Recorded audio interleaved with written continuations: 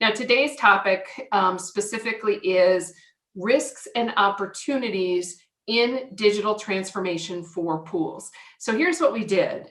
We convened a great group of pooling folks, both pooling leaders, tech leaders, deputy directors, kind of a variety of roles in pools. We brought them together and we asked them to help us think about important risks and opportunities for pools in digital transformation. And after we worked in a couple of meetings, we held 3 meetings with that team of folks. And then we worked with them and through them to really synthesize their feedback for our collective benefit across all of AGRiPs. So I just want to take a minute to thank those folks who helped us get to this point. It was their insight and their perceptions, perspective that led us to the top risks and opportunities that we're going to share today. So Scott, why don't you get us right into what it is we're talking about, risks, opportunities, why they're so important and where we need to focus. Why is it so important to do risks and opportunities? All of us are leaders. We've all done these kinds of things for a long time. When it comes to digital transformation, the reason that this is so important is that digital transformation is a very big topic and it has a high amount of complexity right now. So not only do we live in, we talk about a VUCA world all the time, a volatile, uncertain, complicated, ambiguous world, and that's the world that the pools are in. We also have digital transformation, which has its own level of complexity. And one of the things that I find just advising leaders, a lot of times it's not knowing what to do, it's knowing what not to do. In other words, there's way too many things you could do with digital transformation or with technology. Right? The problem is, what should I not do right now? Or how do I prioritize things? So one of the things that we wanted to do this year through the residency was not just give you a fire hose of information about digital transformation so that at the end of the year, you're like, okay, I heard a ton of things and I don't even know which ones to focus on first. We wanted to be much more strategic than that. So we thought early in the year, early in the residency, let's go ahead and start trying to come up with areas of focus for people. So when they sit down to do their digital strategy roadmaps, they at least have a starting list of things that are really important to look at. So that's the reason why we wanted to narrow this down to just opportunities and risks, and then say, okay, what are the key ones for a pool? Not for a bank, not for a law firm or a manufacturer, but for a pool. And so also the reason why we got pool leaders to help us go through this instead of me just coming up what I think are the right ones. So that's kind of the background on this. Let me go through these with you real quick. I'm going to just give you what they are quickly, and then we'll go back through these in a little more detail, Ann and I will, and kind of break them down even a little bit further. But just to give you the high level, we have 3 risks and we got 4 opportunities. And that's about the way it should be, I think, okay? So the 3 risks, cybersecurity vulnerabilities, which should be no surprise to anybody in the day and age that we're in today, right? That one's an easy layup. This one was more interesting. Lack of a comprehensive digital strategy roadmap. So just a lack of a documented, agreed upon, well thought out digital strategy was something that when we talked to the leaders, they made some interesting points about. And so that's number 2. Number 3, gaps in digital skills. Again, an interesting one because digital skills are really foundational. And we're not just talking about digital skills with IT people or digital skills with the business side team members. We're talking about digital skills all through the organization at every level. And where there are gaps in digital skills, oftentimes we have spent money on technology that we can't get the value out of, right? So those are our 3 risks. Our 4 opportunities are these. The first one is to be able to increase digital automation. Automation is something that obviously once you get something automated and put in place, the value remains forever, right? For as long as you're running that automation. And there's still a lot that can be automated at pools. Number 2, the digital education of pool staff. Now, obviously that goes along a bit with one of the risks, the skills risk that we talked about just a minute ago. So this is a huge opportunity because it's low cost, but it has very high reward. Right, next one, activate pool data. Even though we are years and years down the road of knowing that data is an important asset, organizations are still struggling to really activate data and get all the value out of it that they could. And so that's clearly a big opportunity for pools. The last one, improving member relationships through digital tools. Okay, so there's our 4 opportunities. Now, Ann and I are going to break this down a little bit more and kind of go back and forth a little bit on just some thoughts, but we also want to add another dimension to these. So one of the things that we found working with the leaders is that when you say there's a risk of cybersecurity, that is so big sometimes as to not be something that is actionable. In other words, there's 10 different things underneath it that you could take action on. So we had a very good discussion about, well, what are the sub risks? So let's just call these sub risks, right? The critical areas underneath this risk that people need to pay attention to. Now, we're not going to go through every sub risk right now, right? But we just want to give you a sense of the kind of thing we'll be talking about through the residency. But I do want to just take examples. So let's just take the first bullet point. Breaches by third parties. One of the more dangerous areas in cybersecurity right now is not that you can't protect your information on your servers, right? It's that there's so many times we have third parties that are partners or suppliers, or we have cloud computing. As companies move more and more, or pools move more and more to using cloud providers, those cloud providers are becoming a serious area of risk right now. Because they generally hold a lot of your information. If they get breached to your members, it won't matter that it was a vendor of yours that got breached. No one's going to want to hear that. They're going to say, you lost our information, is the way they're going to feel. So anyway, we've got different sub risks, but we just wanted you to understand that concept. We'll share kind of the sub risks on the other risks, and then we'll go into opportunities as well. But the reason to have sub-risks are to be much clearer on, all right, well, where do we actually need to take action on a risk like this? So Scott, let's talk about that one for a minute. I mean, you did a good job of pulling out that contracted third-party agency sub-risk of cybersecurity. That got a lot of conversation among our group who was looking at this. And to kind of highlight again what Scott has said, we've pulled this into sub-risks all on a prioritization basis. So we understand that there's lots of other elements of all of these risks, of all of these opportunities. What you are seeing are those risks and opportunities and the sub risks that this group said, these rise to the top for every pool. The interesting thing for me in particular about this one and about that contracted third-party agency risk of cybersecurity is that it connects really strongly to business continuity considerations for pools, and it connects really strongly to governance operations of pools. Here's where I see that come into play most often.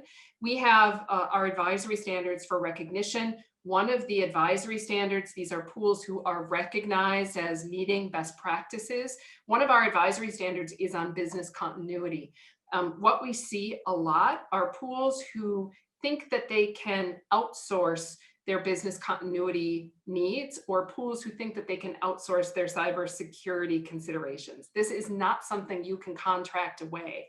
So just because you have a contract for administration, just because you have a contract for IT, just because you have a contract for claims, and those functions are happening outside of your pool under contract, you have not actually contracted away your cybersecurity vulnerabilities. All you've done is hand that cybersecurity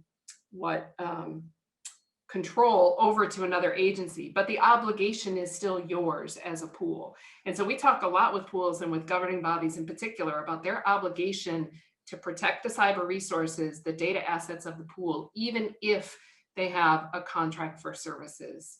And that's a little bit different of a nuance for this one. Yeah, it is. And you said contracting, that's a whole area in itself right now, is what are the terms and the clauses that need to get into every agreement now where it's a technology provider or a partner that's using technology with you. And a lot of folks, they're not upgrading their agreements the way they need to be. All right, let's go on to the next one. So the lack of the comprehensive digital strategy roadmap, again, there was a lot of discussion about the different sub-risks beneath this. I just wanted to make a few comments on this. First of all, we work with lots of organizations, and so we get the opportunity to see, what does your digital strategy look like? And it always starts like this: I go, hey, Jill, send over your strategy roadmap. Right? All right, 50% of the time they don't have anything to send over because they've never written it down. Their digital strategy is just something that's kind of embedded in the organization through conversations. The other half, they send it to us and it's an upgrade list. It's not actually a strategy document. It's a list of upgrades. And they've got it on a Gantt chart and they go, here's our strategy. And we have to point out, okay, well, this doesn't really have much in it that's strategic. This is just a list of upgrades that you plan to do over the next year or two. And there's a huge difference between just having a list of what you want to upgrade versus really a strategy of what are we trying to do with digital tools and how are we trying to help our members and how are we trying to help our performance, at the pool. That's a whole different thing than here's a list of upgrades. In fact, I would tell you, you could develop a fantastic 2-year digital strategy that doesn't upgrade anything, not one thing, and you would still have a really good digital strategy. Now, with that said, the sub-risks, let's just take an example. Again, we'll take the first one, the poor modernization capabilities. The discussion here, if you think about action items, kind of two pieces. One is organizations who, they go to implement new technology and it's traumatic. And it often is traumatic. You put in a new policy admin system, a new claim system, it's traumatic, right? So you spend a year or two, you get it in, you're exhausted by the time that's done. Let me tell you, there's an institutional memory of, I don't want to do this again anytime soon. And so sometimes organizations will sit on the enterprise architecture that they have way too long. It's been 10 years, you're still on the same systems. There's a lot more lightweight, modern, flexible systems that are out, but you just don't want to go through the pain again or the expense of upgrading. Of course, the problem is, now you're running on a system that only 60% of, its capabilities are being used. A lot of automation that you could have at the pool, you don't have because the technology doesn't have automation built into it. So that's an issue. The other issue when we say poor modernization capabilities is, when you do go to modernize, is it painless? I mean, can you modernize and upgrade systems without it being really dramatic for the organization or traumatic for the organization? So again, these sub-risks allow us to get more actionable about, okay, well, what is it that we would address to be able to take care of the main risk? Scott, there was another element of this conversation that was pretty intriguing to me and sort of a soft underpinning to some of these concepts. And you introduced a term, technology debt, at least you introduced it to me, this idea that once you've lost ground on technology upgrades and modernization, right, you are in technology debt, it's going to cost you more to catch up. And we're not just talking about financial costs, but we're also talking about resource cost and human resources, that it takes a lot more to catch up than it does to just stay on pace to begin with. What that sparked in our group conversation and what it makes me think about is the different ways as pools that we need to start thinking about budgeting for those tech resources and those tech upgrades, and how we need to be teaching our boards of directors about what to expect in terms of technology investments, because our boards are used to being able to sort of leverage and hold on to technology investments for a long period of time. And so being able to introduce new budgeting strategies, being able to introduce those budgeting conversations, and getting not only your executive leadership, but also your board of directors used to this idea of making ongoing technology investments. Sometimes that includes a little experimentation, right? Hey, we're going to make an investment in something that may not be around for 20 years. It may be something that we just use right now. So that budgeting aspect of developing this comprehensive roadmap is pretty intriguing as well. It's got to be a strategic plan. It can't just be, oh, I'm getting tired of this software, let's go buy a bunch of new software. How are we going to pay for it? I mean, it can't really be that model. It has to be a model of, we're budgeting every year. We've got we have a pool of money, so to speak, right? That we can pull from, so that, we're not going up and down with our investments, with big swings. Like, there's more sophisticated ways. Even a smaller pool, needs to think in these terms of, what's the investment side of modernizing. All right, let's go on to the last one, the gaps in digital skills. Again, this is a foundational risk that I don't think a lot of people focus on as a risk. I think what they say to themselves is, yeah, we don't have all the skills that we'd like to have, or our skills aren't as high in certain areas. But they just look at that as something that we'll fix someday, or we hope to fix it. But it's not an active process of trying to mitigate this risk.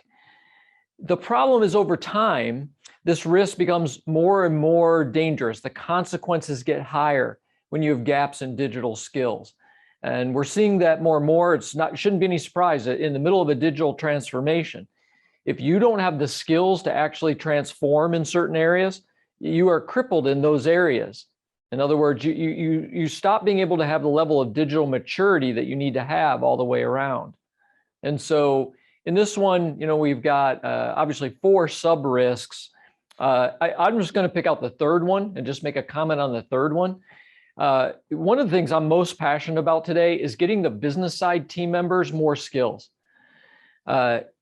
Leaders need more skills. IT people need more skills. So there can be skills gaps in those areas as well. But when you look at a pool, just by number of people, there are more just business side team members than there are leaders and IT people. And so just by the volume, just the quantity of people, we have more people over here who also generally have lower skills, obviously lower skills than the IT department. A lot of times, less business or digital skills than leaders. One of the things that we are finding that is highly successful is putting together, I hate to even call them training programs, putting together education models that are ongoing education models that help bring up the digital skills of the business side people. And then I would say further, even when you onboard new team members, what's the education model that you onboard new team members into? We've got to stop thinking that technology or digital skills are, you do an hour training and then you're all good. It needs to be thought of more as an ongoing education process. And if we don't think about it that way, we spend a lot of money to build technology, and then where we lack or where we fail is the human ability to actually leverage that technology. So just wanted to make sure we highlighted this one. All right, Ann, any comments on this one? My primary question as I was reading through all of these again in preparation for today is just what you've highlighted, Scott. It's that question of, where are your training dollars going, and are you holding your team members accountable, right, for what you need them to do and how you need them to perform. The one other comment I would make here, Scott, you did a good job of sort of articulating, hey, we've got leadership skills that are necessary, we've got IT skills that are necessary, and then we've got the business side skills, and your focus in your idea of this business side really needs some additional effort. I will add a little carefully, I will add this statement. I think the leadership side also needs some focus and some attention. We're going to work through the residency. We're going to work at CEO Institute. We're going to work come this fall on what are the leadership skills that you need to be effective in this digital transformation environment. How do you need to behave as a leader? What do you need to demonstrate as a leader in order to really sort of get momentum of your team behind digital transformation? I will suggest that one of the things you need to do is you need to stop saying things like, I'm not very tech savvy, or I don't really understand this tech stuff, right? As a leader, this is now your obligation. Your obligation is to demonstrate tech awareness and tech ability. So even if it means you go do some training or you just stop saying that, I think that's another important element to highlight. It's funny, and I always say, I don't know if you agree with this analogy, but I always say to people or leaders, you would never say, oh, I don't understand accounting. Oh, I don't know how to read a balance sheet or a P&L. You would never say that as a leader, because you'd be drummed right out. There's an assumption that, yes, although you're not the CFO, right? Although you don't have 5 accounting degrees, you at least understand enough about accounting to be able to read financial statements, right? But somewhere along the line, people thought, well, it's not required to have technology knowledge. And you're right. You know, we're in a day and age now where leaders, they need to look at those 2 things and say, I have to have a basic understanding of accounting, even though I have a CFO. I have to have a basic understanding of technology, even though I have a CIO. All right, let's move on. Let's talk about the opportunities. I like those better. So on the opportunities, we got 4 of them. The first one is to increase your digital automation. Now, we say digital automation just to separate it from mechanical automation, right? Because there's mechanical automation, robotics, things we've had for years. You know, kind of the new field of digital automation, intelligent automation. The ultimate state is called cognitive automation, by the way.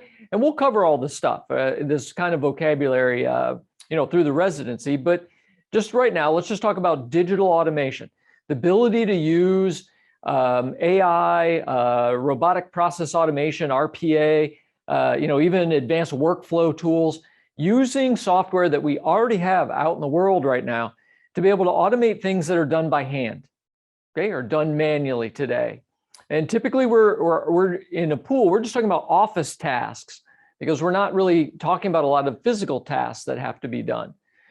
So again, wonderful opportunity. Here we don't have sub-opportunities. Prerequisites, right? Because these are the things that we think of as you need to do this in order to maximize the opportunity that's in front of you.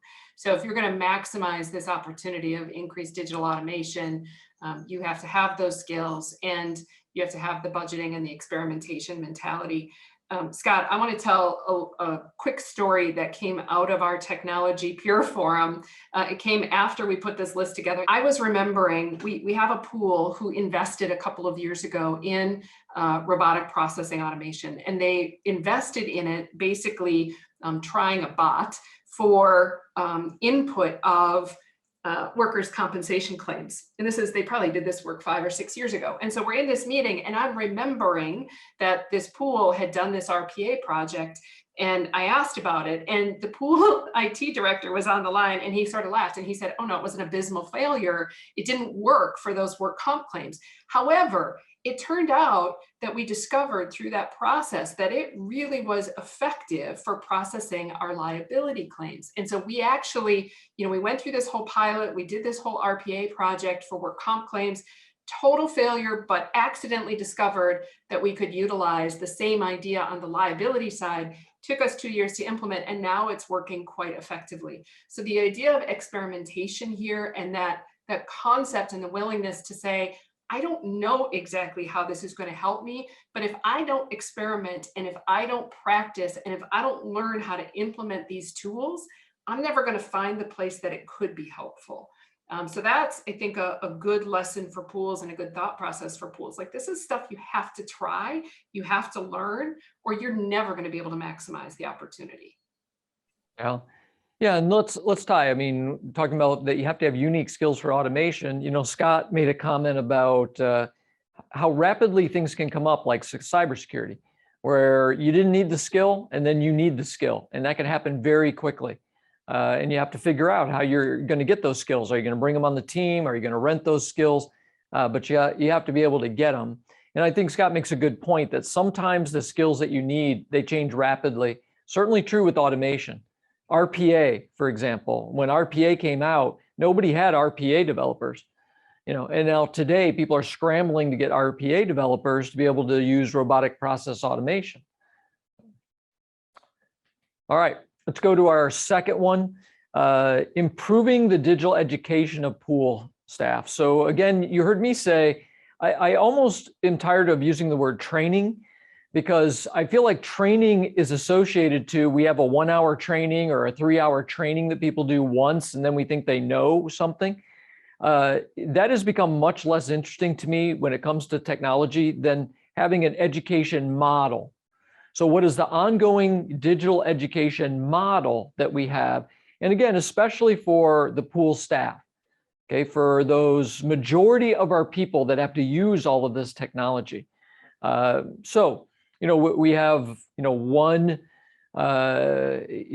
one prerequisite here that we can talk about, which is just who has the clear ownership of this and what are the expectations?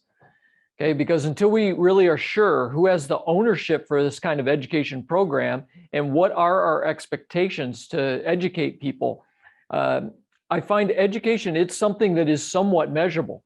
I mean, we can say we'd like to double the amount of technology knowledge in our pool. You could say that, and you could actually kind of measure it and kind of make sure that you've hit that if that's what the bar is that you set. But it is an interesting question about, okay, well then who's going to own the responsibility for that? And then what are those expectations that we're setting? So, those are the prerequisites if we're actually going to be able to improve the staff education. And I would offer that in an ideal world, there is a digital skills component of every performance evaluation process that we have as a pool. So along with, what is your team relationship like?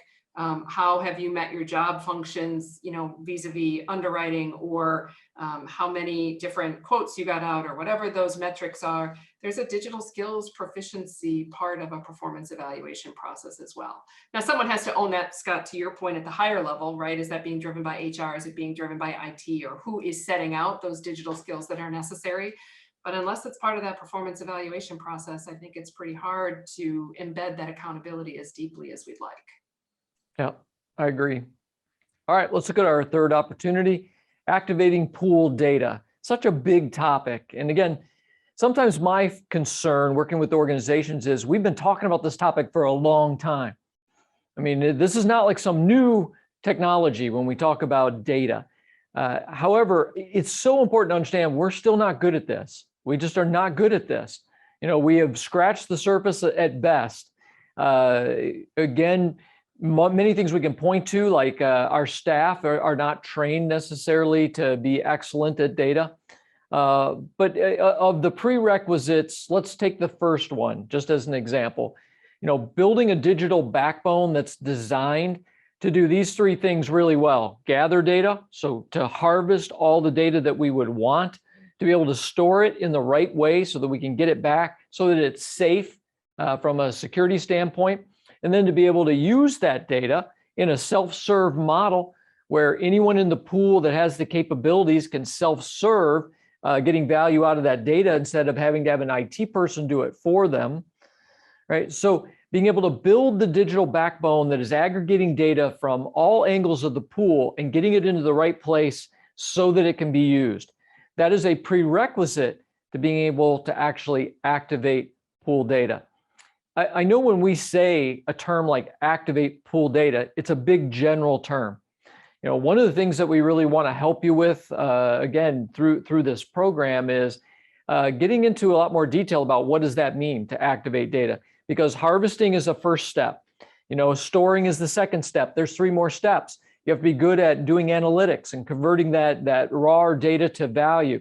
You got to be good at data visualization. So how do we now, when we have an analytic, visualize it so people immediately pick up what it's trying to say? And then the last stage is automating all of this so that we don't have to download data by hand into a spreadsheet, play with it in the spreadsheet, and then when we give it to somebody else, it's hard for them to even understand what we're trying to discern in the spreadsheet, right? We want to automate the entire process of looking at the data, analyzing it, sending out the interesting distinctions so that people can quickly get those without having to do this all by hand, right? So there's many pieces when we say build a digital backbone. There's many pieces to what that means to be able to activate the data. What's running through my head, Scott, is that this is another area, I'm not sure experimentation is exactly the right word, but it's another area where you don't know what you don't know until you start trying. And so just like digital automation, this idea of data activation, there is an awful lot that you can do, but you will only find it once you build it and once you start playing around with it. So the idea of building that digital backbone, finding all of the different data warehouse, data analysis, data scrubbing, data visualization opportunities that you have, you won't find any of it until you start just playing in the space. Again, it's a little bit different mindset. It takes a little bit different approach to ROI, because you aren't going to be able to set out exactly at the beginning, what you expect to reap, what the benefits are or the savings are that you expect to reap. But once you get in there, once you experiment a bit, you'll be probably surprised by what you can do. I'll say that, or I'll add to that in a little bit different way. What I think is really important, if you're a leader, you're listening to us right now, if you will look at what you're doing with data and say, we're only 20% of the way there, that's the right attitude. If you are now listening to us and saying, oh, we're already activating our data, we're already 90% of the way there to success, okay, that's the wrong attitude. And I'm sure it's not even the truth. All right, just trust me when I tell you, from studying lots of organizations, that your pool is probably 20-25% to where it could be when it comes to activating data.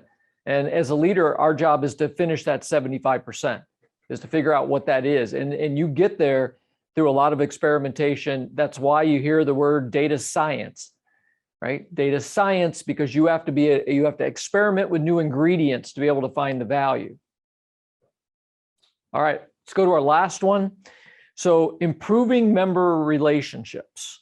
Now, one of the prerequisites that we are really going to focus on is upgrading software applications and web properties that help to build a better relationship. So how do you improve your digital brand, as it were? How do you improve your digital member experience, right, as it were? In a lot of cases, it takes upgrading what the interface looks like between the member and your people. Whether that's interfaces directly into your system so that they can self-serve, whether that's interfaces into communications and content. And so one of the prerequisites is going to be, how do we add new capabilities to our enterprise architecture of our pool to be able to enhance member relationships? Now, this is not to say that the human component comes out. We had a long discussion about this, about how important it is for the pools to keep their human relationships with their members. We don't want to lower that. What we want to do is amplify that with more digital connections to help amplify those relationships. Okay, so there we go. There's the last of our 4 opportunities that we think really need to be areas of focus. Scott, what strikes me about this one, and what I'm recalling from those conversations, sort of 2 key things.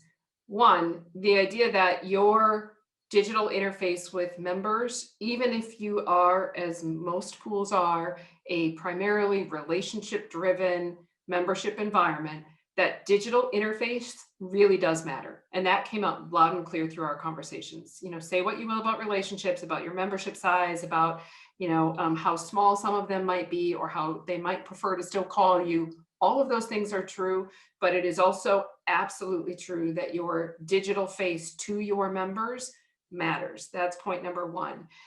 Point number 2, it's last on the list of opportunities. So just that group, when we prioritize these opportunities, it is number 4. I guess it's not last because we had more than 4 opportunities, right? But it was 4 out of the 4 that we decided to present. And that's important because this is very often where, as pools, we always start with the member-facing work.